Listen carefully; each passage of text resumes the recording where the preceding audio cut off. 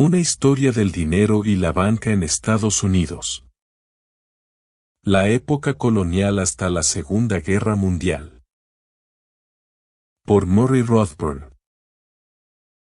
Introducción. Por Joseph Salerno. En este volumen, Murray Rothbard nos ofrece una historia exhaustiva del dinero y la banca en Estados Unidos, desde la época colonial hasta la Segunda Guerra Mundial, la primera en utilizar explícitamente el marco interpretativo de la teoría monetaria austriaca. Pero incluso al margen del marco teórico explícitamente austriaco que sustenta la narración histórica, este libro no parece ni se siente como las historias económicas estándar tal y como se han escrito durante el último cuarto de siglo, bajo la influencia de la nueva historia económica positivista o cliometría. Este último enfoque de la historia económica, que hoy domina por completo este campo de investigación, se centra en la aplicación de potentes métodos estadísticos al análisis de datos económicos cuantitativos. Lo que distingue profundamente el enfoque de Rothbard del enfoque predominante es su insistencia en tratar las cantidades y los procesos económicos como acontecimientos históricos únicos y complejos. Así, emplea las leyes de la teoría económica junto con otras disciplinas relevantes para rastrear cada acontecimiento hasta los valores y objetivos no cuantificables de los actores particulares implicados. En opinión de Rothbard, se puede confiar en las leyes económicas para interpretar estos acontecimientos históricos no repetibles porque la validez de estas leyes, o, mejor aún, su verdad, puede ser establecida con certeza por la praxeología, una ciencia basada en la experiencia universal de la acción humana que es lógicamente anterior a la experiencia de episodios históricos particulares. En este sentido puede decirse que la teoría económica es una ciencia a priori. Por el contrario, los nuevos historiadores de la economía ven la historia como un laboratorio en el que la teoría económica se pone a prueba continuamente. Las magnitudes económicas observadas en distintas fechas de la historia se tratan como los datos empíricos homogéneos generados por un experimento controlado y repetible. Como tales, se utilizan como evidencia en pruebas estadísticas de hipótesis relativas a las causas de una clase de acontecimientos, como las inflaciones o las crisis financieras, que se observa que se repiten en la historia. La hipótesis que mejor se ajusta a las pruebas se acepta entonces provisionalmente como explicación causal válida de la clase de acontecimientos en cuestión, a la espera de ser contrastada en el futuro con nuevas pruebas que surgen constantemente del desarrollo del proceso histórico. Uno de los pioneros de la nueva historia económica, Douglas E. North, Premio Nobel de Economía, describe su método en los siguientes términos. Es imposible analizar y explicar los temas tratados en la historia económica sin desarrollar hipótesis iniciales y ponerlas a prueba a la luz de las pruebas disponibles. Las hipótesis iniciales proceden del cuerpo de teoría económica que ha evolucionado en los últimos 200 años y que se pone a prueba y se perfecciona continuamente mediante la investigación empírica. Las estadísticas proporcionan las medidas precisas y las pruebas empíricas con las que poner a prueba la teoría. Los límites de la investigación vienen dictados por la existencia de una teoría y unas pruebas adecuadas. Las pruebas son, idealmente, datos estadísticos que definen y miden con precisión las cuestiones que deben probarse. Este esfuerzo de North y otros por extender deliberadamente el programa positivista a la historia económica se enfrenta inmediatamente a dos problemas. En primer lugar, como subraya North, este enfoque limita estrechamente el tipo de cuestiones que pueden investigarse en la historia económica. Aquellas cuestiones que no se prestan fácilmente a una formulación en términos cuantitativos o para las que no se dispone de datos estadísticos tienden a ser minimizadas o desatendidas por completo. Así, los nuevos historiadores de la economía tienden más a buscar respuestas a preguntas como, ¿cuál fue la contribución neta del ferrocarril al crecimiento del Producto Nacional Bruto Real en Estados Unidos? ¿O, cuál ha sido el efecto de la creación del sistema de la Reserva Federal sobre la estabilidad del nivel de precios y la producción real? Es mucho menos probable que aborden de manera significativa las cuestiones de qué motivó las enormes concesiones gubernamentales de tierras para derechos de paso de ferrocarriles o la aprobación de la Ley de la Reserva Federal. En general, la cuestión de cui bono, ¿o de quién se beneficia?, de los cambios en las políticas y las instituciones recibe muy poca atención en la literatura cliométrica, porque la evidencia que se necesita para responderla, que depende de los motivos humanos, es esencialmente subjetiva y carece de una dimensión mensurable o incluso cuantificable. No se trata de negar que los nuevos historiadores de la economía han tratado de explicar la distribución agregada ex post de la renta que resulta de un cambio dado en el marco institucional o en el régimen político. Lo que su método les impide hacer es identificar los propósitos ex ante, así como las ideas sobre los medios más eficaces para lograr estos propósitos que motivaron a los individuos específicos que presionaron a favor o iniciaron el cambio que efectuó una nueva distribución de la renta. Sin embargo, evitar estas cuestiones deja en última instancia sin explicación los propios datos cuantitativos. La razón es que las instituciones que contribuyen a su formación, como los ferrocarriles o la Reserva Federal, son siempre el resultado complejo de las acciones intencionadas de individuos o grupos de individuos concretos encaminadas a lograr objetivos definidos mediante el uso de medios específicos. Así pues, la nueva historia económica no es historia en el sentido tradicional de un intento de comprender los motivos humanos que subyacen a la aparición de instituciones y procesos económicos. El segundo y más profundo defecto de la nueva historia económica es la relación que plantea entre teoría e historia. Para North, la historia es la fuente de la evidencia empírica, es decir, idealmente, datos estadísticos, contra la que se prueba la teoría económica. Esto significa que la pretensión de validez de un teorema concreto es siempre provisional y revocable, ya que descansa en su no falsación en pruebas empíricas previas. Sin embargo, esto también significa que la historia económica debe revisarse continuamente, porque la teoría misma que se emplea para identificar las relaciones causales entre los acontecimientos históricos siempre puede ser refutada por nuevas pruebas que salgan a la luz en el proceso histórico en curso. En otras palabras, lo que los nuevos historiadores económicos caracterizan como la íntima relación entre medición y teoría es en realidad el círculo vicioso que atrapa todos los intentos de invocar preceptos positivistas en la interpretación de la historia. Porque si la teoría utilizada para interpretar acontecimientos pasados siempre puede ser invalidada por acontecimientos futuros, entonces no está claro si la teoría es la explicación o lo que debe ser explicado en la investigación histórica. El enfoque de Rothbard de la historia monetaria no se centra en la medición, sino en los motivos. Una vez que se han establecido los objetivos de los actores y sus ideas sobre los medios apropiados para alcanzar estos objetivos, la teoría económica, junto con otras ciencias, se pone en juego para rastrear los efectos de estas acciones en la producción de los complejos acontecimientos y procesos de la historia que solo se captan parcial e imperfectamente en los datos estadísticos. Esto no quiere decir que Rothbard ignore los aspectos cuantitativos de los procesos monetarios históricos.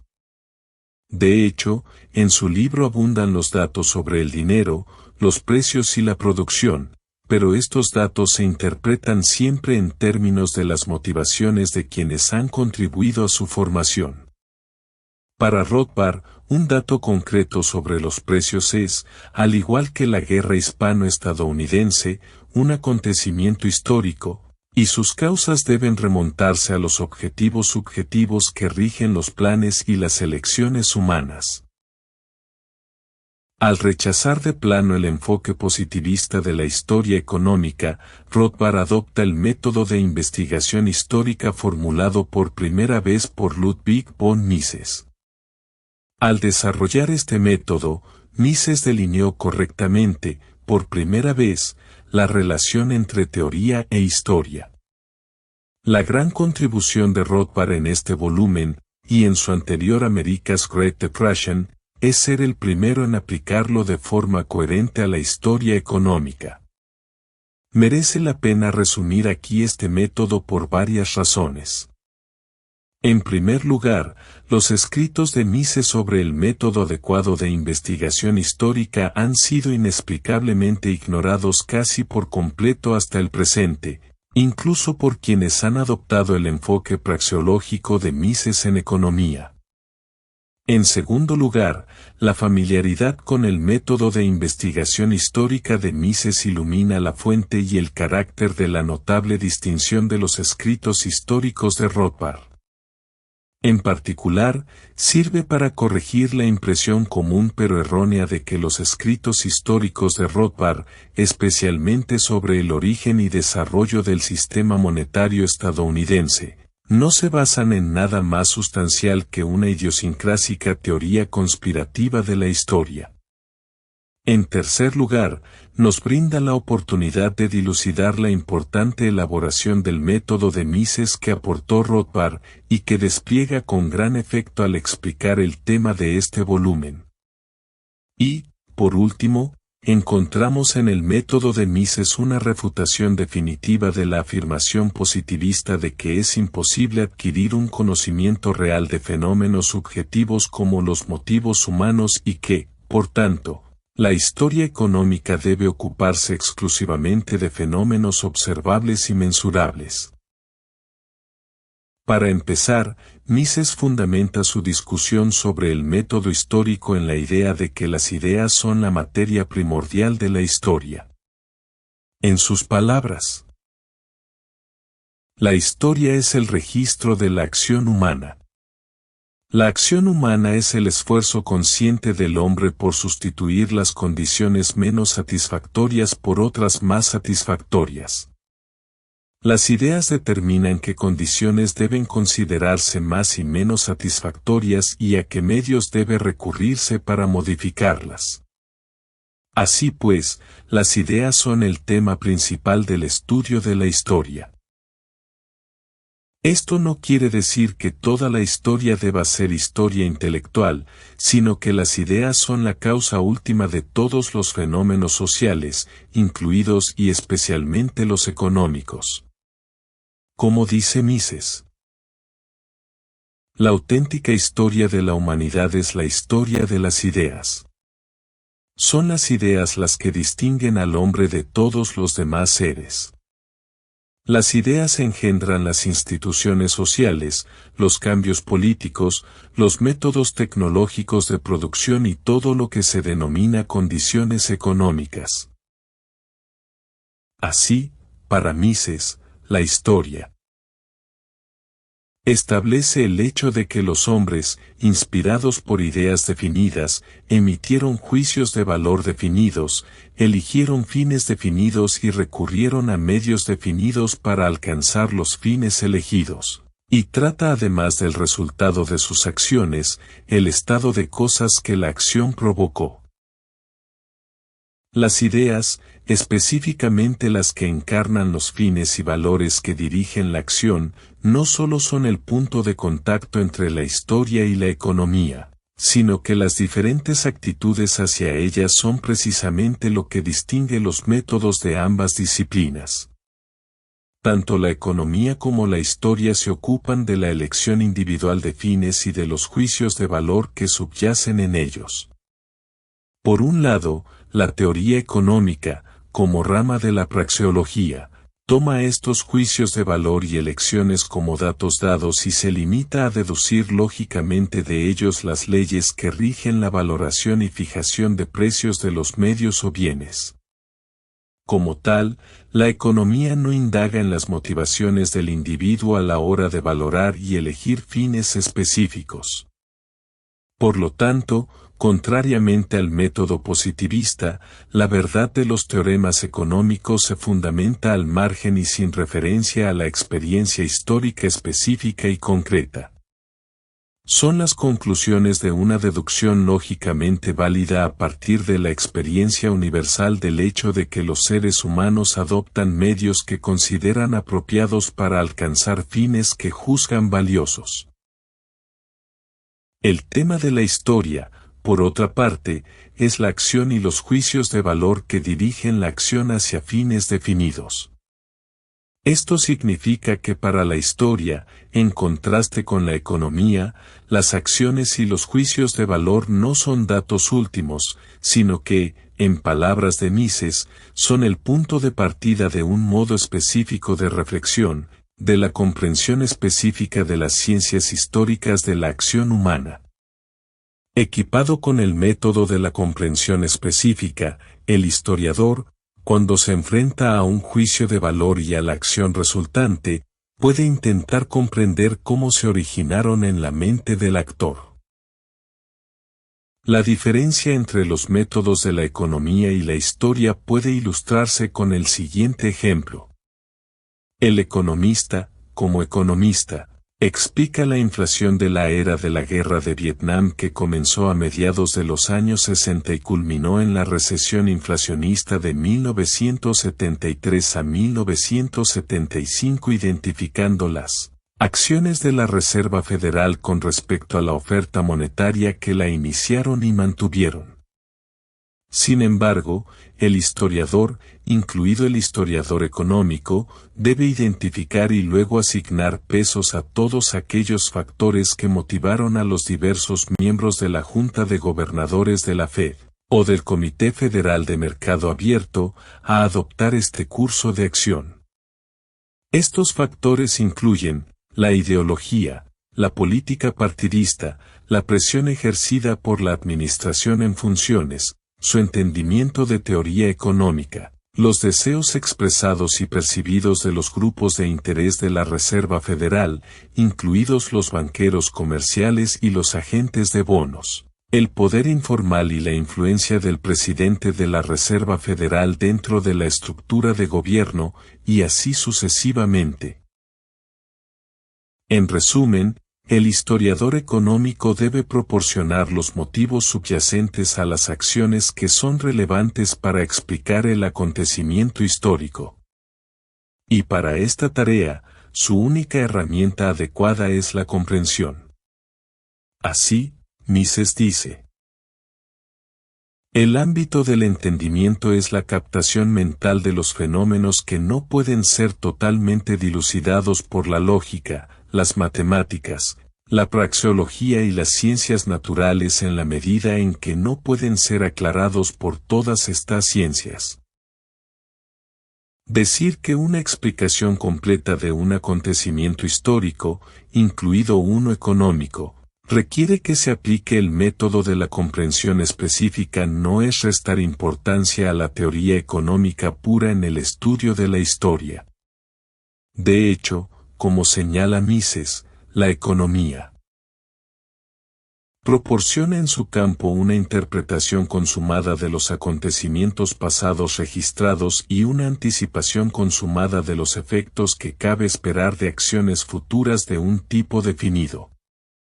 Ni esta interpretación ni esta anticipación dicen nada sobre el contenido real y la calidad de los juicios de valor de los individuos reales. Ambas presuponen que los individuos valoran y actúan, pero sus teoremas son independientes de las características particulares de esta valoración y actuación y no se ven afectados por ellas. Para Mises, por tanto, si el historiador quiere presentar una explicación completa de un acontecimiento concreto, debe aportar no solo su comprensión específica de los motivos de la acción, sino también los teoremas de la ciencia económica, así como los de otras ciencias a priorísticas o no experimentales, como la lógica y las matemáticas. También debe utilizar los conocimientos que aportan las ciencias naturales, incluidas las ciencias aplicadas de la tecnología y la terapéutica. La familiaridad con las enseñanzas de todas estas disciplinas es necesaria para identificar correctamente la relevancia causal de una acción concreta en un acontecimiento histórico, determinar sus consecuencias específicas y evaluar su éxito desde el punto de vista de los objetivos del actor. Por ejemplo, sin conocer el teorema económico de que, ceteris paribus, los cambios en la oferta de dinero provocan cambios inversos en su poder adquisitivo, un historiador de la inflación de precios de la época de la Guerra de Vietnam probablemente ignoraría por completo a la Reserva Federal y sus motivos. Tal vez esté bajo la influencia de la errónea doctrina galbraithiana de precios administrados con su implicación de inflación por costes.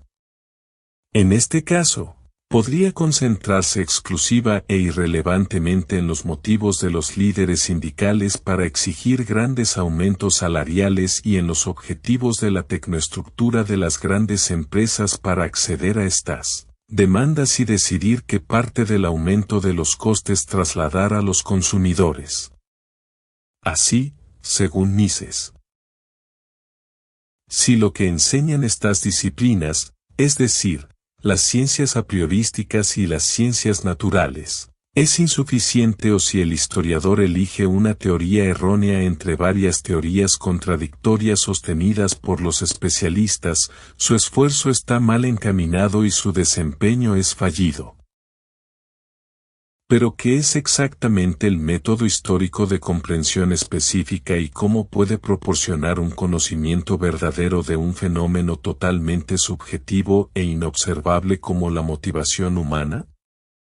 En primer lugar, como subraya Mises, la comprensión específica de los acontecimientos pasados no es un proceso mental al que recurran exclusivamente los historiadores. Todo el mundo lo aplica en sus relaciones cotidianas con sus semejantes. Es una técnica empleada en todas las relaciones interhumanas. La practican los niños en la guardería y el jardín de infancia, los hombres de negocios en el comercio, los políticos y estadistas en los asuntos de Estado. Todos están deseosos de obtener información sobre las valoraciones y los planes de los demás y de apreciarlos correctamente. La razón por la que esta técnica es tan utilizada por la gente en sus asuntos cotidianos es que toda acción pretende reorganizar las condiciones futuras para que sean más satisfactorias desde el punto de vista del actor. Sin embargo, la situación futura que realmente emerge siempre depende en parte de los propósitos y elecciones de otros, además del actor. Por tanto, para alcanzar sus fines, el actor debe anticipar no solo los cambios que afectan al estado futuro de las cosas causados por fenómenos naturales, sino también los cambios que resultan de la conducta de otros que, como él, están planificando y actuando simultáneamente. Comprender los valores y los objetivos de los demás es, pues, un requisito ineludible para actuar con éxito. Ahora bien, el método que proporciona al individuo que planifica la acción información sobre los valores y objetivos de otros actores es esencialmente el mismo método empleado por el historiador que busca conocer los valores y objetivos de los actores de épocas pasadas. Mises subraya la aplicación universal de este método al referirse al actor y al historiador como el historiador del futuro y el historiador del pasado, respectivamente. Por lo tanto, independientemente del propósito para el que se utilice, comprender tiene por objeto establecer el hecho de que los hombres atribuyen un significado definido al estado de su entorno, que valoran este estado y, motivados por estos juicios de valor, recurren a medios definidos con el fin de preservar o alcanzar un estado de cosas definido diferente del que prevalecería si se abstuvieran de cualquier reacción intencionada. El entendimiento se ocupa de los juicios de valor, de la elección de los fines y de los medios a los que se recurre para alcanzarlos, así como de la valoración del resultado de las acciones realizadas. Además, tanto si se dirige a planificar la acción como a interpretar la historia, el ejercicio de la comprensión específica no es una empresa arbitraria o caótica propia de cada historiador o actor individual. Es el producto de una disciplina que Mises denomina etimología, que abarca el conocimiento de las valoraciones y voliciones humanas. Mises caracteriza esta disciplina de la siguiente manera. La etimología es, por una parte, una derivación de la introspección y, por otra, un precipitado, un sedimento, de la experiencia histórica. Es lo que todo el mundo aprende del trato con sus semejantes. Es lo que un hombre sabe sobre la forma en que las personas valoran las diferentes condiciones, sobre sus deseos y anhelos y sus planes para realizar estos deseos y anhelos.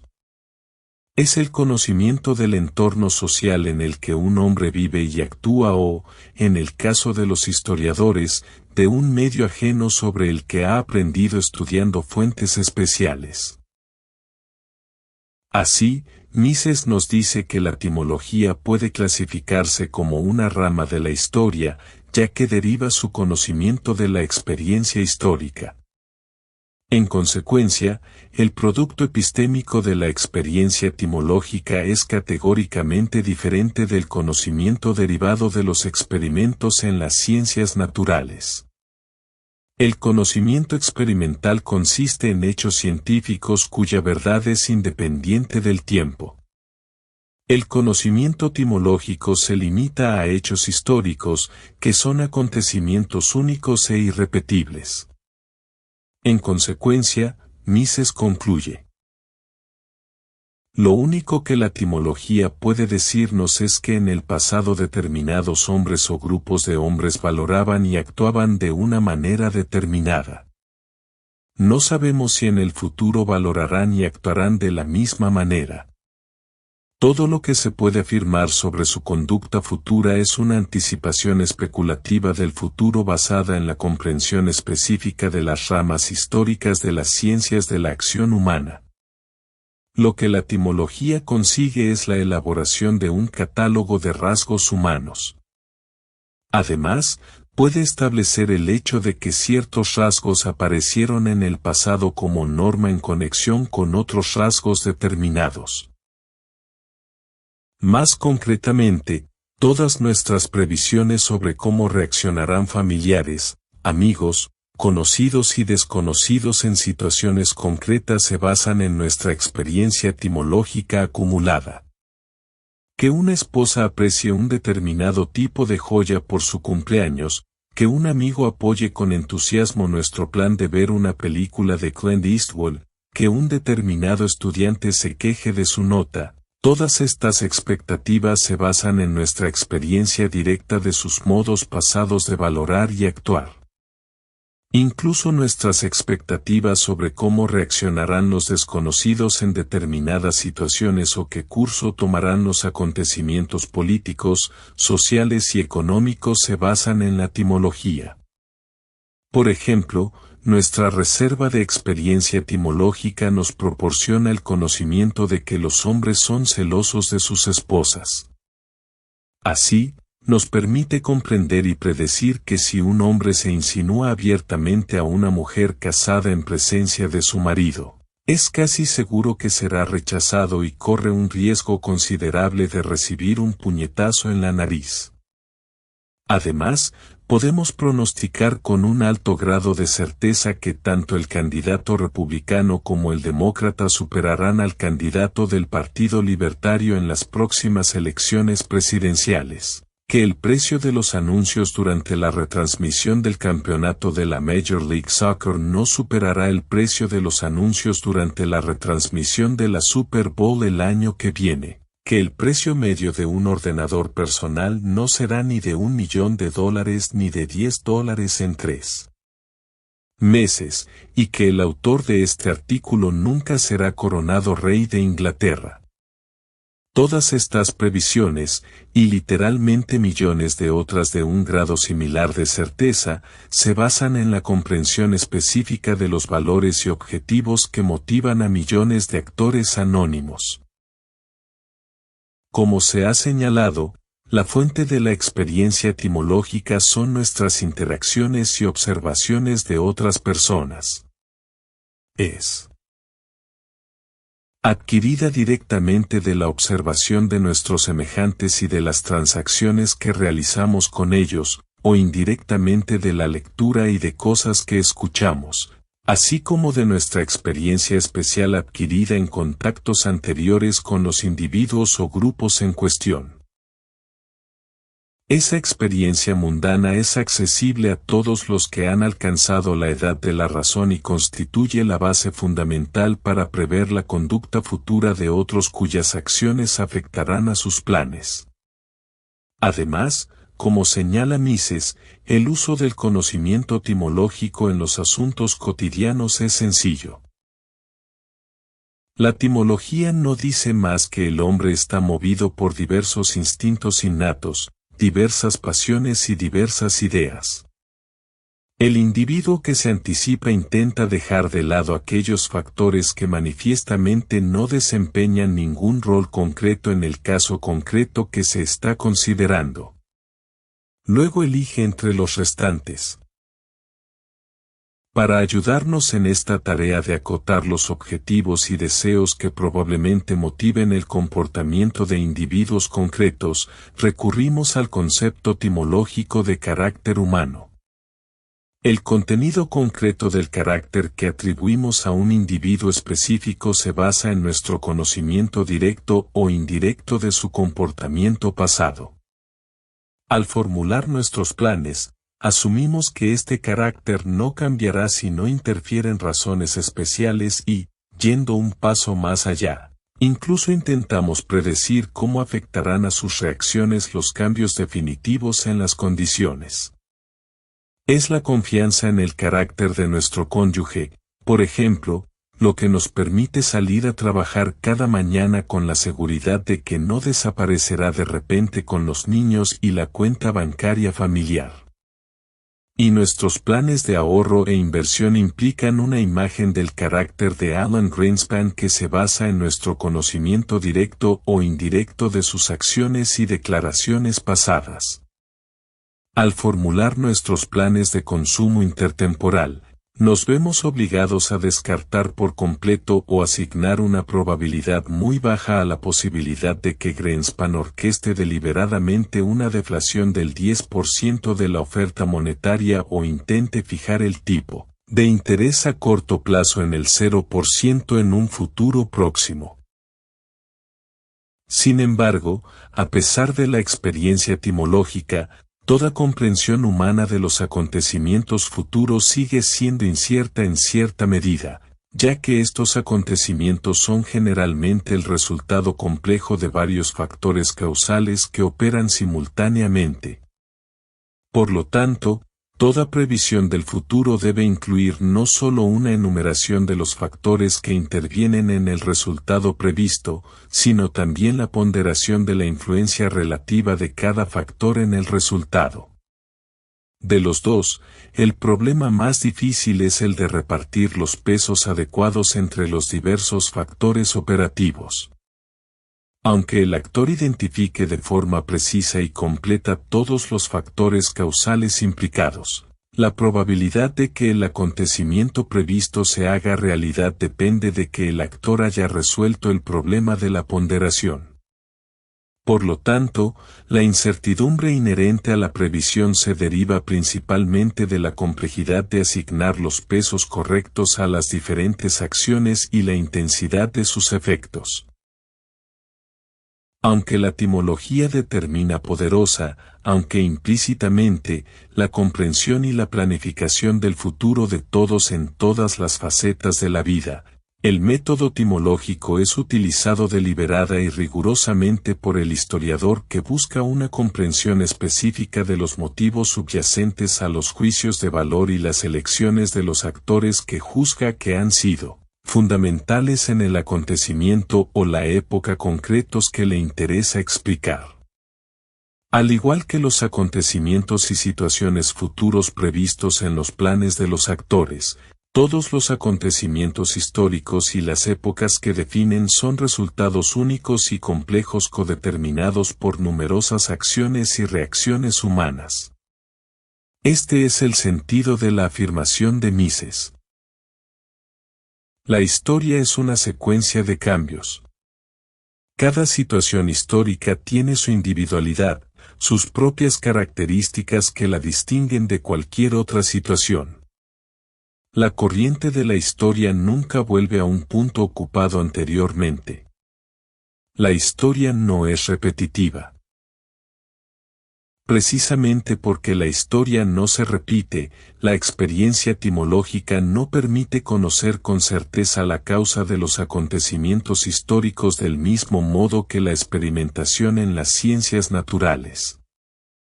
Así pues, el historiador, al igual que el actor, debe recurrir a la comprensión específica a la hora de enumerar los diversos motivos y acciones que guardan una relación causal con el acontecimiento en cuestión y de asignar un peso relativo a la contribución de cada acción al resultado. En esta tarea, la comprensión es en el ámbito de la historia el equivalente, por así decirlo, del análisis y la medición cuantitativos. El historiador utiliza la comprensión específica para tratar de calibrar la relevancia causal de cada factor para el resultado. Pero estas evaluaciones de la relevancia no adoptan la forma de mediciones objetivas calculables mediante técnicas estadísticas, se expresan en forma de juicios de relevancia subjetivos basados en la etimología. Los empresarios de éxito tienden a ser aquellos que formulan sistemáticamente una comprensión superior de la probabilidad de acontecimientos futuros basada en la etimología. El problema de ponderación al que se enfrentan actores e historiadores puede ilustrarse con el siguiente ejemplo. La Reserva Federal aumenta la oferta monetaria un 5% en respuesta a una caída del 20% en el Dow Jones Industrial Average, o, quizás ahora, en el Nasdaq, que enciende los temores de una recesión y un consiguiente aumento de la demanda de liquidez por parte de los hogares y las empresas. Al mismo tiempo, la Organización de Países Exportadores de Petróleo anuncia un aumento del 10% de las cuotas de sus miembros y el Congreso estadounidense aumenta el salario mínimo un 10%. Para responder a la pregunta de cuál será el impacto global de estos acontecimientos sobre el poder adquisitivo del dinero dentro de 6 meses, es necesario conocer específicamente las preferencias y expectativas de los individuos para ponderar y cronometrar la influencia de cada uno de estos acontecimientos sobre la relación entre la oferta y la demanda de dinero. Las leyes ceteris paribus de la teoría económica son estrictamente cualitativas y solo indican la dirección del efecto que cada uno de estos acontecimientos tiene sobre el poder adquisitivo del dinero y que el cambio se produce durante un proceso de ajuste secuencial, de modo que debe transcurrir cierto tiempo antes de que se manifieste el efecto completo. Así pues, el empresario o el economista siempre deben complementar la teoría económica con un acto de juicio histórico o de comprensión cuando intentan pronosticar cualquier cantidad económica. El historiador económico también ejerce la comprensión cuando emite juicios de relevancia sobre los factores responsables de los movimientos observados del valor del dinero durante episodios históricos de inflación o deflación. La contribución de Rothbard al método de investigación histórica de Mises consiste en la creación de una guía que mitiga parte de la incertidumbre asociada a la formulación de juicios de relevancia sobre los motivos humanos. Según Rothbard, forma parte de la condición ineludible del historiador el tener que hacer estimaciones y juicios sobre la motivación humana aunque no pueda fundamentar sus juicios en una certeza absoluta y apodíctica. Pero la tarea de asignar motivos y ponderar su relevancia se hace más difícil por el hecho de que, en muchos casos, los actores históricos, especialmente aquellos que buscan beneficios económicos a través del proceso político, tienden a oscurecer deliberadamente las razones de su conducta. Por lo general, en estas situaciones, señala Rothbard, el propio actor hace todo lo posible por ocultar sus motivos económicos y pregonar sus preocupaciones más abstractas e ideológicas. Rothbard sostiene, sin embargo, que tales intentos de ofuscar u ocultar el motivo pecuniario de una acción apelando a objetivos más elevados son fácilmente discernibles y expuestos por el historiador en aquellos casos en los que la cadena causal del interés económico a la acción es simple y directa. Así, por ejemplo, cuando la industria siderúrgica presiona a favor de aranceles más elevados o cuotas reducidas, ningún adulto en su sano juicio, y ciertamente ningún historiador competente, cree que lo hace por su declarada preocupación por el interés público o la seguridad nacional. A pesar de sus motivos declarados, todo el mundo percibe claramente que la motivación principal de la industria es económica, es decir, restringir la competencia extranjera para aumentar los beneficios. Pero surge un problema en aquellos casos en que las acciones implican cadenas causales más largas y complejas. Rothbard señala el Plan Marshall como ejemplo de esto último. En este caso, los motivos ampliamente proclamados de los arquitectos del plan eran evitar la hambruna en las naciones de Europa Occidental y reforzar su resistencia a los atractivos del comunismo. No se dijo ni una palabra sobre el objetivo que también estaba en la raíz del Plan Marshall, promover y subvencionar las industrias exportadoras estadounidenses. Los historiadores solo pudieron descubrir y evaluar la importancia del motivo económico a través de una minuciosa investigación.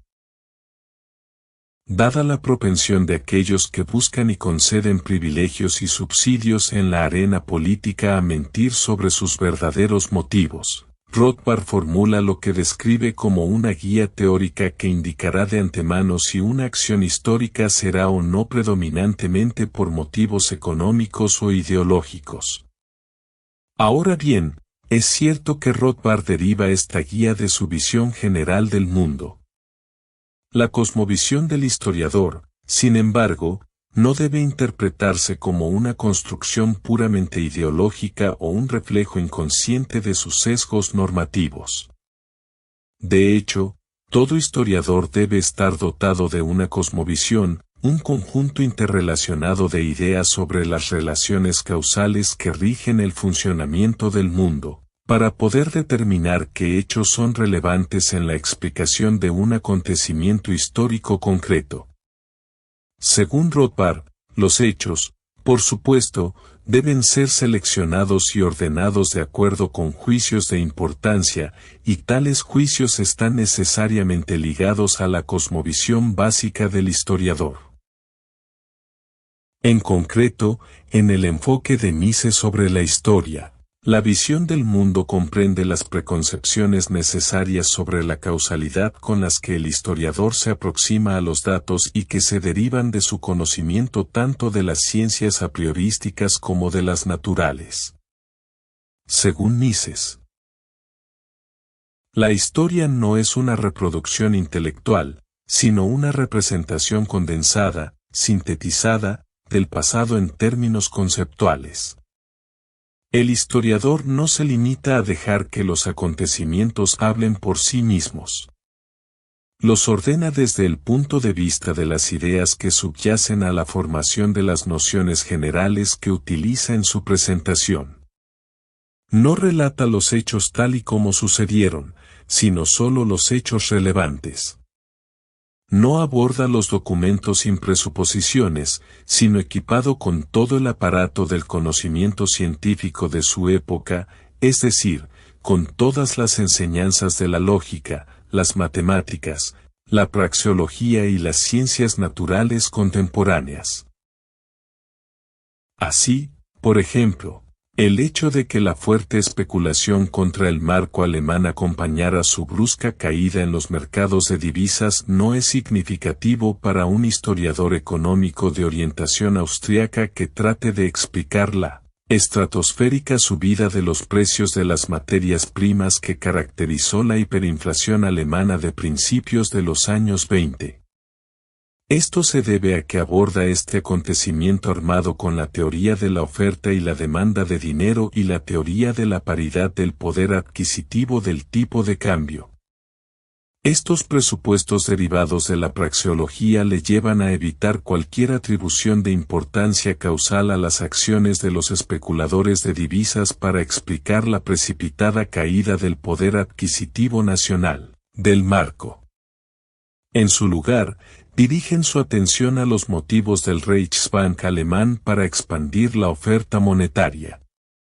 Del mismo modo, un historiador moderno que investigara la causa y la propagación de la peste bubónica en la Europa del siglo XIV presupondría que el florecimiento de la herejía religiosa durante ese periodo no tendría ninguna importancia para su investigación. En su lugar, se dejaría guiar por las conclusiones de la ciencia médica moderna sobre la epidemiología de la enfermedad.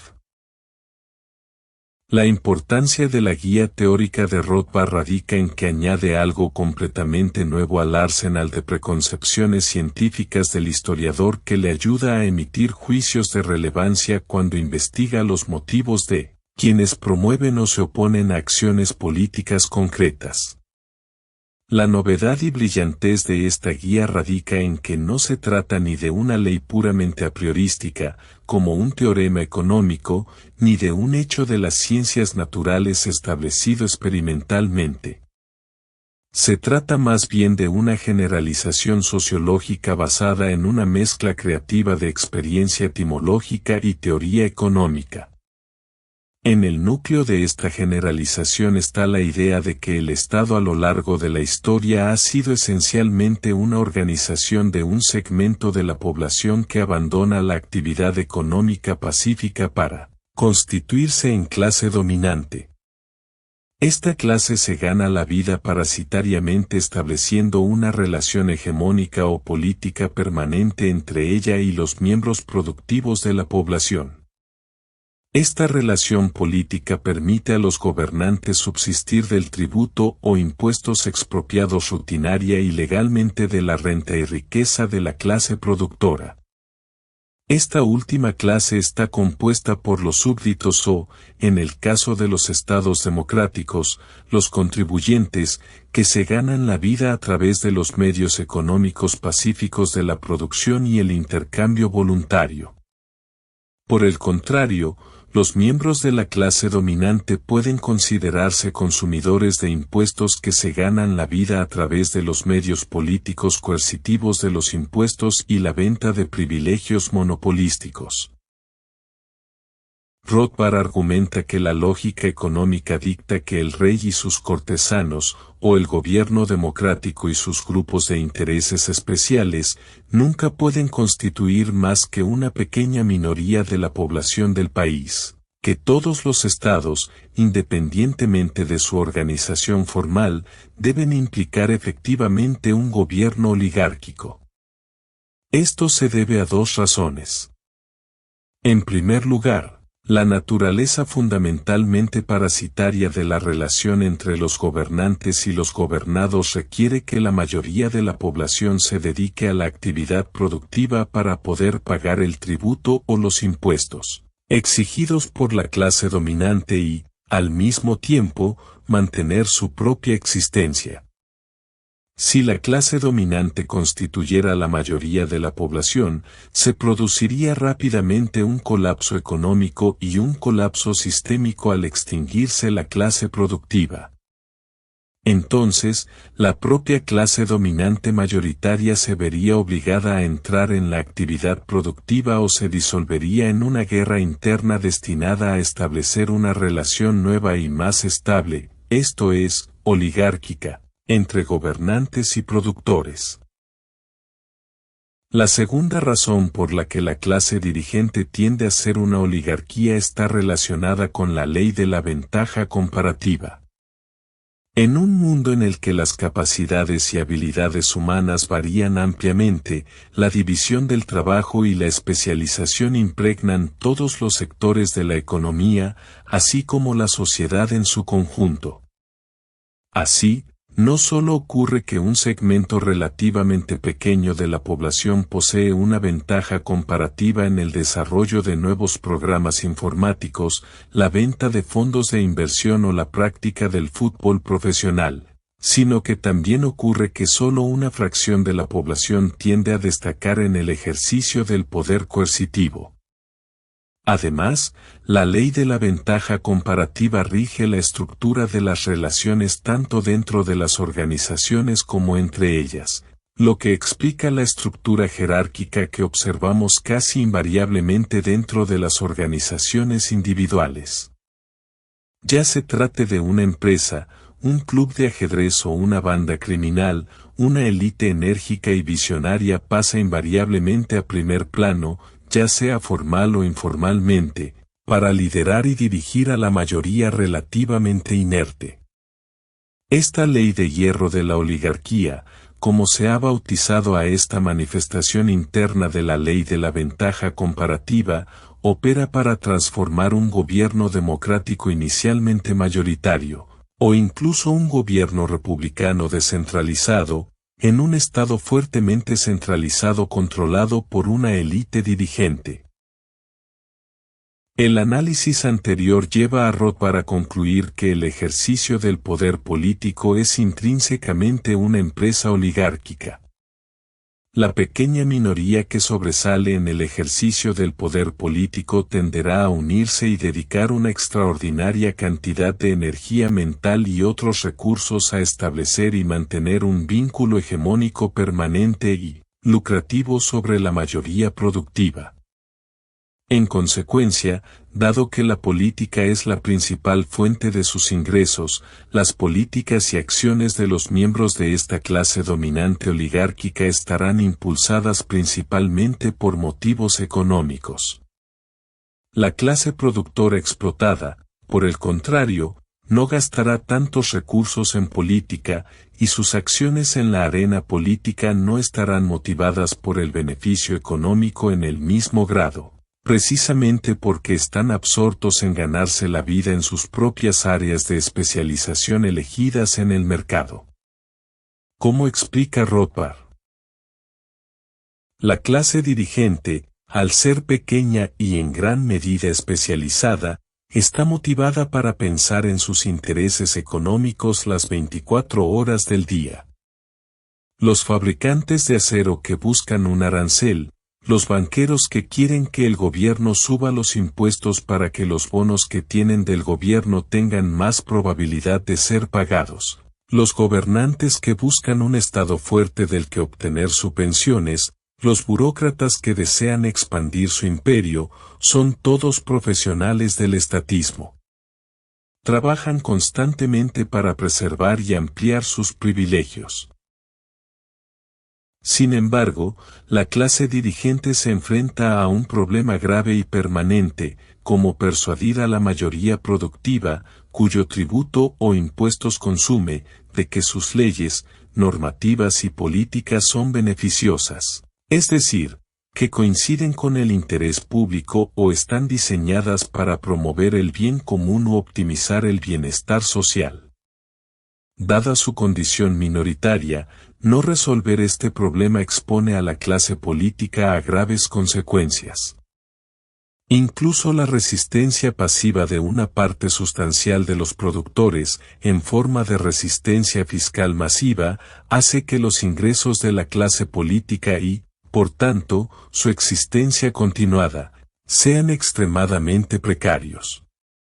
Y lo que es más inquietante, los intentos de suprimir esa resistencia pueden hacer que se extienda y se intensifique y que acabe desembocando en una revolución activa cuyo resultado probable sea la expulsión por la fuerza de la clase explotadora, minoritaria de su posición de poder político. Aquí es donde entran en juego los intelectuales. Su tarea es convencer al público de que se someta activamente al dominio del Estado porque es beneficioso hacerlo, o al menos que soporte pasivamente las depredaciones del Estado porque la alternativa es la anarquía y el caos. A cambio de fabricar una cobertura ideológica para su explotación de las masas de súbditos o contribuyentes, estos intelectuales de la corte son recompensados con el poder, la riqueza y el prestigio de un socio menor en la élite gobernante. Mientras que en la época preindustrial estos apologistas del dominio del Estado estaban asociados con el clero, en los tiempos modernos, al menos desde la era progresista en Estados Unidos, proceden cada vez más del mundo académico. Los políticos, los burócratas y aquellos a los que subvencionan y privilegian dentro de la economía esgrimen rutinariamente elevados motivos ideológicos para sus acciones con el fin de ocultar a la ciudadanía explotada y saqueada su verdadero motivo de beneficio económico. En el mundo actual, estos motivos se expresan en la retórica de la socialdemocracia en Europa y en la del moderno liberalismo, Estado asistencialista, en Estados Unidos. En el pasado, las oligarquías dominantes apelaron a las ideologías del absolutismo real, el marxismo, el progresismo, el fascismo, el nacionalsocialismo, el liberalismo del New Deal, etc. para camuflar sus objetivos económicos en la defensa de un continuo engrandecimiento del poder del Estado.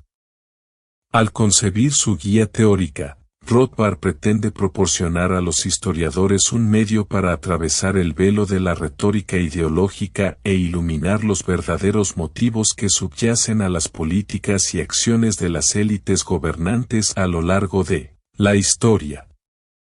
Según la guía de Rothbard, siempre que los aspirantes o los propietarios y beneficiarios reales del Estado actúan cuando forman un Estado, o una constitución centralizadora, cuando van a la guerra o crean un plan Marshall o utilizan e incrementan el poder del Estado de cualquier forma, su motivación primordial es económica, incrementar su expolio a costa del súbdito y del contribuyente. La ideología que profesan y que formulan y difunden por la sociedad los intelectuales cortesanos no es más que una elaborada racionalización de sus mezquinos intereses económicos.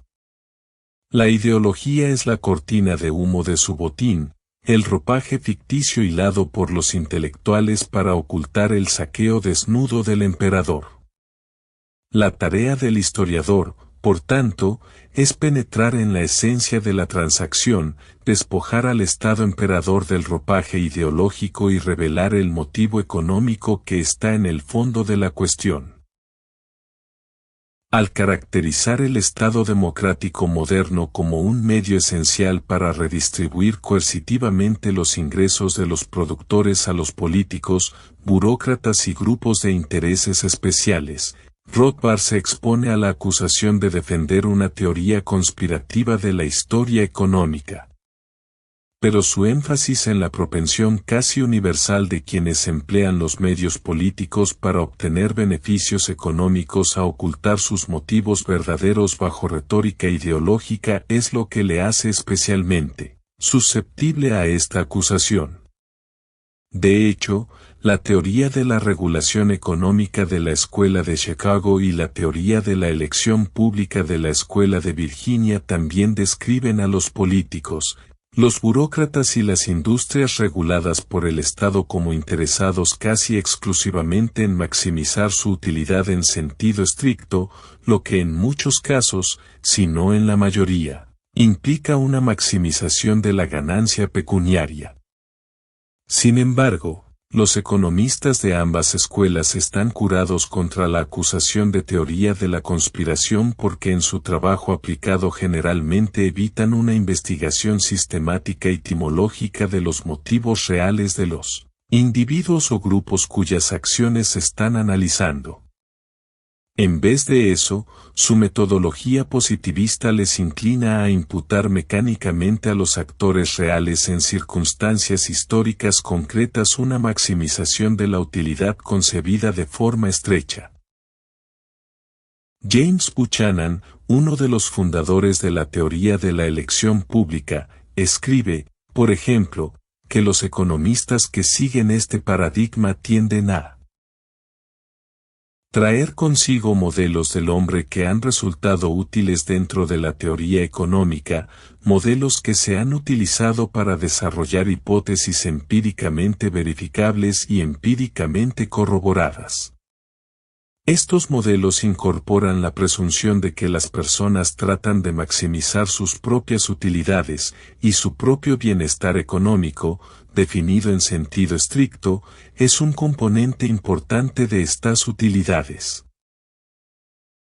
George Stigler, pionero de la teoría de la regulación económica, sostiene, de hecho, solo hay una teoría del comportamiento humano, y es la teoría de la maximización de la utilidad. Pero para Stigler, a diferencia de Rothbard o Mises, los argumentos exactos de la función de utilidad de los actores de carne y hueso no se averiguan por el método histórico de la comprensión específica, sino por el método empírico. Así, Stigler argumenta. El primer objetivo de los estudios empíricos de la política reguladora es identificar la finalidad de la legislación.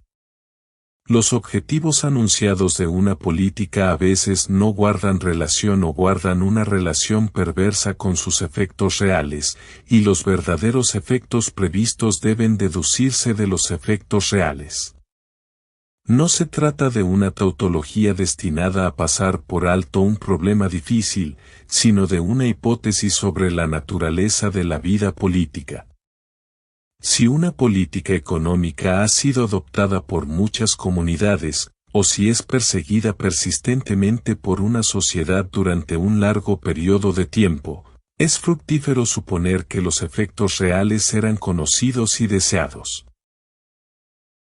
Al descartar así el efecto de las ideas erróneas sobre los medios apropiados para alcanzar los objetivos preferidos en las decisiones tomadas por los actores históricos, el positivista Stigler pretende liberarse de la tarea de ahondar en el turbio e inconmensurable fenómeno de los motivos. Sin duda, si el resultado histórico de una política o acción es siempre lo que pretendía un individuo u organización, porque, según Stigler, los hombres no viven de los errores ni viven por ellos, entonces no hay necesidad de abordar nunca la cuestión de los motivos. Para Stigler, por tanto, no hay razón para que el historiador intente comprender subjetivamente el motivo de una acción porque el objetivo del actor se revela objetivamente por el resultado observado. Ahora bien, Stigler probablemente estaría de acuerdo en que es absurdo suponer que Hitler pretendía la derrota en la Segunda Guerra Mundial persiguiendo tenazmente su desastrosa política en el frente oriental durante un largo periodo de tiempo. Pero esta suposición solo nos parece absurda a la luz de la comprensión etimológica de la mente de Hitler que se consigue examinando los registros de sus acciones, políticas, declaraciones y escritos, y los de sus asociados. Este conocimiento nos lleva a la conclusión que nadie razonablemente inteligente puede poner en duda de que Hitler buscaba fervientemente la victoria en la guerra. Rothbard insiste en que el mismo método de comprensión específica que permite al historiador comprender los objetivos de Hitler al dirigir la campaña militar alemana contra la Unión Soviética también es apropiado cuando se intenta discernir los motivos de quienes presionan a favor de un arancel o de la creación de un banco central. En consecuencia, la guía que Rothbard origina para dirigir al historiador económico primero a la búsqueda de pruebas de un motivo económico tácito en tales casos es sólo una guía. Como tal, nunca puede descartar de antemano la posibilidad de que un objetivo ideológico o altruista pueda servir como motivación dominante en un caso específico. Si su investigación no encuentra pruebas de un motivo económico oculto, entonces el historiador debe seguir explorando en busca de motivos ideológicos u otros motivos no económicos que puedan estar operando. Así pues, como señala Rothbard, su enfoque de la historia económica, tanto si se le califica de teoría conspirativa de la historia como si no es en realidad más que praxeología aplicada a la historia humana, al suponer que los hombres tienen motivos por los que actúan. Este enfoque también respeta lo que Mises ha llamado individualidad histórica al asumir que las características de los hombres individuales, sus ideas y juicios de valor, así como las acciones guiadas por esas ideas y juicios, no pueden remontarse a algo de lo que ellos serían los derivados. En agudo contraste, los métodos positivistas de Stigler y Buchanan intentan forzar a los participantes en los acontecimientos históricos a meterse en el lecho procustoano del Homo economicus, que busca siempre y sin falta su propio beneficio económico. Podemos apreciar mejor la importancia de la innovación metodológica de Rothbard contrastando brevemente su explicación de los orígenes del sistema de la Reserva Federal con la explicación dada por Milton Friedman y Anna Schwartz en su influyente obra, A Monetary History of the United States, 1867–1960. Desde su publicación en 1963, este libro ha servido como obra de referencia estándar para todas las investigaciones posteriores sobre la historia monetaria de Estados Unidos. Friedman y Schwartz no pueden clasificarse exactamente como nuevos historiadores económicos. Su libro está escrito desde un punto de vista fuertemente positivista y sus métodos son agradables para aquellos que persiguen la investigación en este paradigma. Por ejemplo, en el prefacio del libro, Friedman y Schwartz escriben que su objetivo es proporcionar un prólogo y un trasfondo para un análisis estadístico del comportamiento secular y cíclico del dinero en Estados Unidos, y excluir cualquier material que no sea relevante para ese propósito. En particular, no es su ambición escribir una historia económica y política a gran escala que sería necesaria para registrar de forma exhaustiva el papel del dinero en Estados Unidos en el siglo pasado. Así, en efecto, el comportamiento de la oferta monetaria inmotivada ocupa el centro del escenario en este tomo de 808 páginas, incluidos los apéndices. De hecho, la frase inicial del libro reza: este libro trata sobre la masa monetaria en Estados Unidos. Friedman y Schwartz no niegan, ni negarían, que los movimientos de la oferta monetaria se deban a acciones intencionadas de seres humanos motivados. Más bien, la metodología positivista que propugnan les obliga a centrar su relato histórico en los resultados observables de estas acciones y a no abordar nunca formalmente su motivación. Según la filosofía positivista de la ciencia, en una investigación científica solo pueden considerarse causas los fenómenos observables y cuantificables, mientras que los motivos humanos son cualidades intensivas que carecen de una dimensión cuantificable. Así pues, si se quiere escribir una historia monetaria que sea científica en el sentido estrictamente positivista, El título debe interpretarse literalmente como la crónica de las variaciones cuantitativas de un agregado monetario seleccionado y de los efectos mensurables de estas variaciones sobre otras variables económicas cuantificables, como el nivel de precios y la producción real. Sin embargo, incluso la historia monetaria de Friedman y Schwartz debe salir ocasionalmente del pantano del análisis estadístico y abordar la motivación humana para explicar los acontecimientos económicos, las controversias intelectuales, los conflictos sociales y las maniobras políticas que tuvieron un impacto innegable y fundamental en el marco institucional de la oferta monetaria. Sin embargo, debido al incómodo encaje de los motivos en el marco positivista, las incursiones de Friedman y Schwartz en la historia humana tienden a ser someras y poco esclarecedoras, cuando no francamente engañosas. Por ejemplo, sus dos capítulos dedicados al periodo crucial de 1879 a 1914 en la historia monetaria de Estados Unidos abarcan 100 páginas, de las cuales solo 11 están dedicadas a discutir los factores políticos y sociales que culminaron en la creación del sistema de la Reserva Federal. En estas páginas, Friedman y Schwartz sugieren que la cuestión monetaria que consumió la política estadounidense en las 3 últimas décadas del siglo XIX fue precipitada por el crimen de 1873 y fue impulsada casi exclusivamente por los intereses de La Plata aliados con el inflacionista y agrario Partido Populista.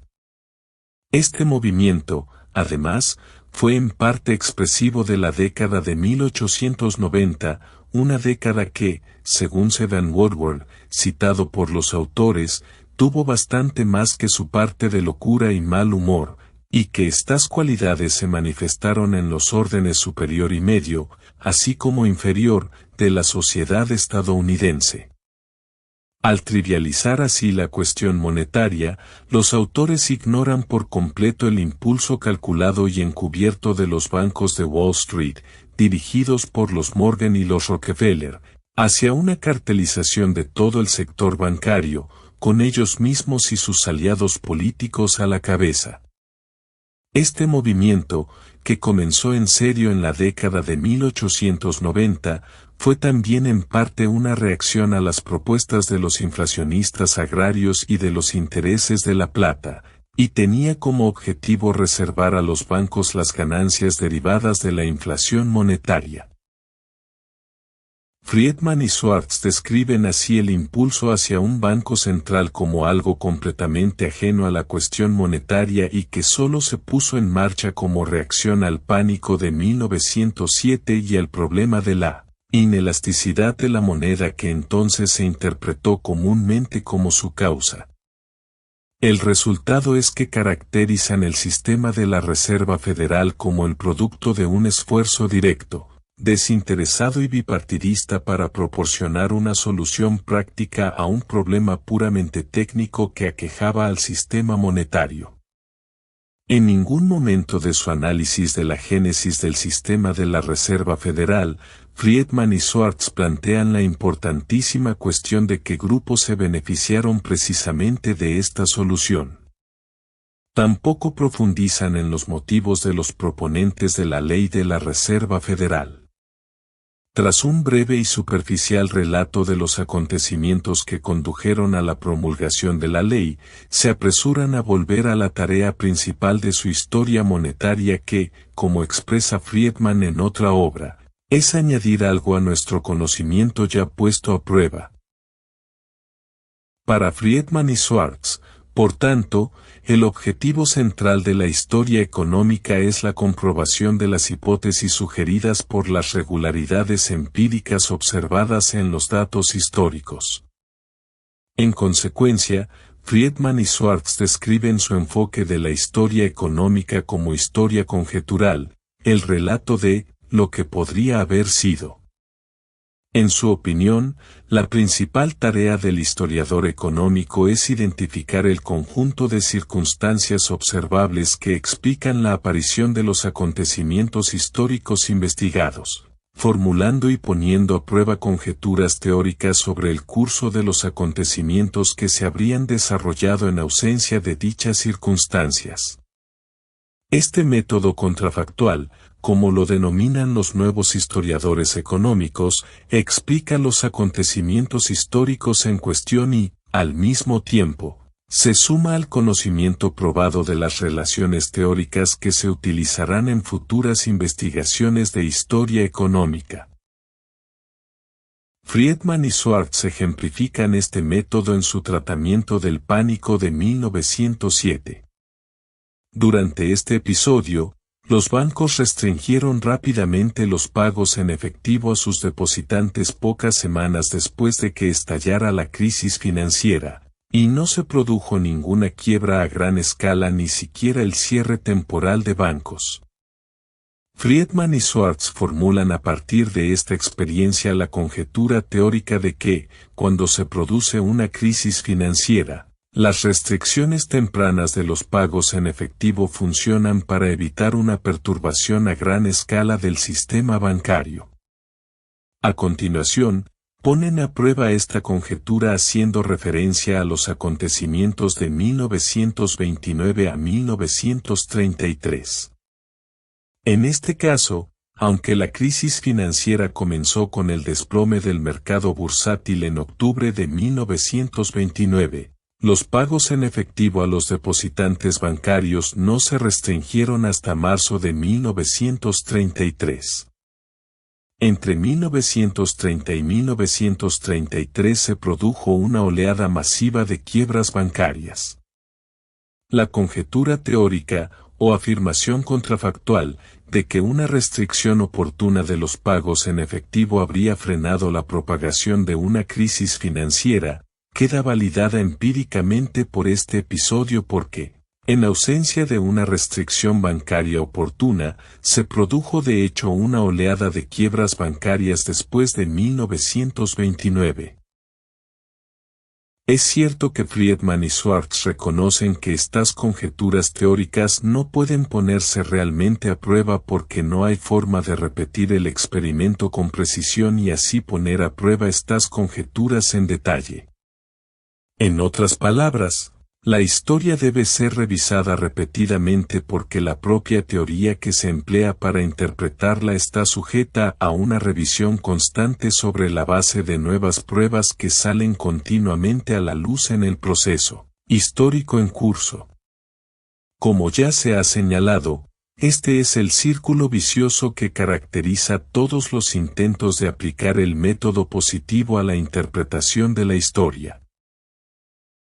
Como para adelantarse al reconocimiento de este círculo vicioso, Friedman y Schwartz toman como lema de su volumen una famosa cita de Alfred Marshall, que dice en parte: "La experiencia pone de manifiesto la imposibilidad de aprender nada de los hechos hasta que estos son examinados e interpretados por la razón. Y enseña que el más imprudente y traicionero de todos los teóricos es aquel que profesa dejar que los hechos y las cifras hablen por sí mismos". Pero, claramente, la razón nos enseña que los acontecimientos observables, y, en algunos casos, contables, pero nunca mensurables, de la historia económica están causados, en última instancia, por las acciones intencionadas de seres humanos cuyos objetivos y motivos nunca pueden observarse directamente. Al rechazar el método histórico de comprensión específica, Friedman y Schwartz no se guían por la razón, sino por una estrecha preconcepción positivista de utilizar la historia como laboratorio, aunque imperfecto, para formular y probar teorías que permitan predecir y controlar fenómenos futuros. Sobre la intención subyacente de tal enfoque positivista de la historia, Mises escribió: "Esta disciplina abstraerá de la experiencia histórica leyes que podrían prestar a la ingeniería social los mismos servicios que las leyes de la física prestan a la ingeniería tecnológica". No hace falta decir que, para Rothbard, la historia nunca puede servir ni siquiera como un laboratorio imperfecto para poner a prueba la teoría, debido a su coincidencia con Mises en que la materia de la historia son los juicios de valor y su proyección en la realidad del cambio. Al tratar de explicar los orígenes del sistema de la Reserva Federal, por lo tanto, Rothbard se centra en la cuestión de quién habría esperado razonablemente beneficiarse y valorar un cambio tan radical en el sistema monetario. Aquí es donde entra en juego la visión científica del mundo de Rothbard.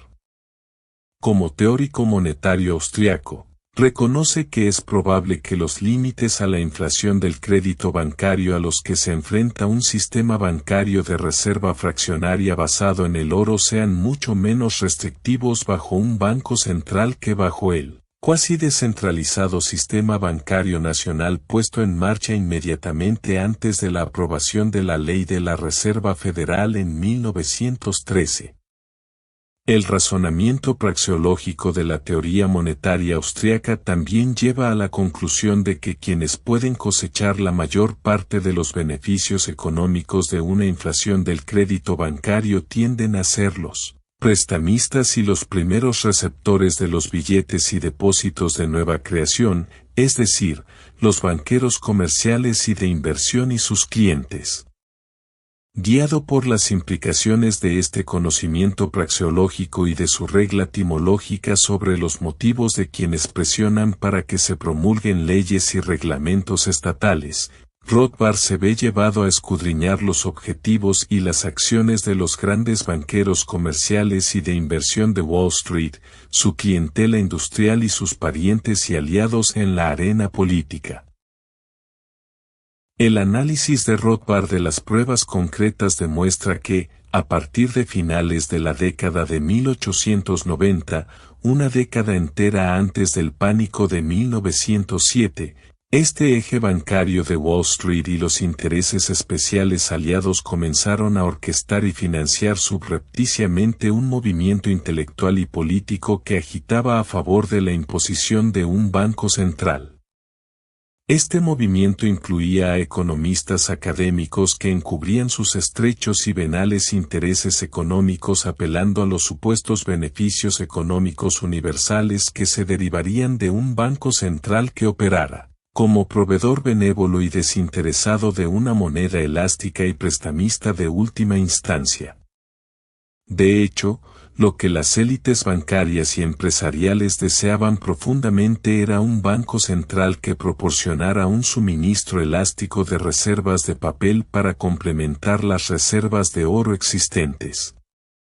El acceso de los bancos a reservas adicionales facilitaría una inflación del crédito bancario mayor y más lucrativa y, lo que es más importante, proporcionaría los medios para evitar o mitigar las crisis financieras recurrentes que habían llevado a anteriores auges inflacionistas a un final abrupto y desastroso en quiebras bancarias y depresión industrial. Rothbard emplea el enfoque de la historia económica ejemplificado en este tratamiento de los orígenes del Banco Central de Estados Unidos de forma coherente y deslumbrante a lo largo de este volumen para desentrañar las causas y consecuencias de los acontecimientos e instituciones que se suceden a lo largo de la historia monetaria de Estados Unidos, desde la época colonial hasta la era del New Deal. Una de las importantes ventajas del singular enfoque de Rothbard es que conduce de forma natural a un relato del desarrollo del sistema monetario estadounidense en términos de una narrativa convincente que vincula los motivos y planes humanos, a menudo ocultos y retorcidos, con unos resultados que en ocasiones son trágicos. Y se aprende mucho más sobre historia monetaria leyendo esta apasionante historia que estudiando a fondo montones de análisis estadísticos. Aunque sus 5 partes se escribieron por separado, este volumen presenta un relato relativamente integrado, con muy poca superposición, que recorre 300 años de historia monetaria de Estados Unidos. La parte 1, la historia del dinero y la banca antes del siglo XX, consiste en la contribución de Rothbard al informe minoritario de la Comisión del Oro de Estados Unidos y trata de la evolución del sistema monetario estadounidense desde sus inicios coloniales hasta finales del siglo XIX. En esta parte, Rothbard hace un relato detallado de dos intentos tempranos y abortados de las élites financieras de encadenar a la joven república con un banco cuasi central. Demuestra las consecuencias inflacionarias de estos bancos privilegiados, el primer y el segundo banco de los Estados Unidos, durante sus años de funcionamiento, de 1791 a 1811 y de 1816 a 1833, respectivamente. A continuación, Rothbard analiza los movimientos ideológicos libertarios jeffersoniano y jacksoniano que lograron destruir estas instituciones estatistas e inflacionistas. A continuación se analiza la era de la banca comparativamente libre y descentralizada que se extendió desde la década de 1830 hasta la Guerra Civil, y el pernicioso impacto de la guerra en el sistema monetario estadounidense. La parte 1 concluye con un análisis y una crítica del sistema bancario nacional posterior a la Guerra Civil. Rothbard describe cómo este régimen, promovido agresivamente por la empresa de banca de inversión que había adquirido el monopolio de la suscripción de bonos del Estado, centralizó la banca y desestabilizó la economía, dando lugar a una serie de crisis financieras que prepararon el camino para la imposición del sistema de Reserva Federal. La parte 2, sobre los orígenes de la Reserva Federal, es un artículo que permaneció sin publicar durante mucho tiempo y que acaba de aparecer en un número reciente de The Quarterly Journal of Austrian Economics. Sus argumentos principales se resumen en el texto precedente. La parte 3 contiene un artículo no publicado, de Overa Roosevelt, la Reserva Federal y las élites financieras. Aquí, Rothbard identifica los intereses financieros y la ideología que impulsaron a la Reserva Federal a diseñar una expansión casi ininterrumpida de la oferta monetaria desde el momento de su creación en 1914 hasta 1928. Esta parte también incluye un análisis de cómo la concordancia y el conflicto entre los intereses financieros de Morgan y Rockefeller configuraron la política y el comportamiento de la Fed durante la administración Hoover y la primera administración Roosevelt, así como las políticas monetarias internacionales y bancarias y financieras nacionales bajo esta última administración.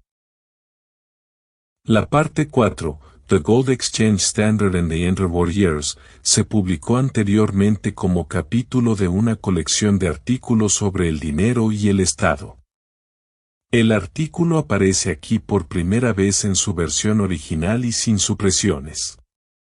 Rothbard dilucida las razones por las que los gobiernos británico y estadounidense de los años 20 buscaron con tanto ahínco reconstruir el sistema monetario internacional sobre la base de esta caricatura profundamente defectuosa e inflacionaria del patrón oro clásico. Rothbard también analiza las contradicciones internas del sistema de patrón oro divisa que condujeron de manera inevitable a su colapso a principios de la década de 1930. La parte 5, el New Deal y el sistema monetario internacional, es el tema de la quinta y última parte del libro y se publicó anteriormente en un libro editado de ensayos sobre la política exterior del New Deal. Rothbard sostiene que se produjo un cambio brusco en la política monetaria internacional del New Deal justo antes de la entrada de Estados Unidos en la Segunda Guerra Mundial. Analiza los intereses económicos que promovieron y se beneficiaron de la transformación radical de la política del New Deal, desde el nacionalismo del dólar durante la década de 1930 hasta el agresivo imperialismo del dólar que prevaleció durante la guerra y culminó en el Acuerdo de Bretton Woods de 1944. Joseph T. Salerno. Pace University.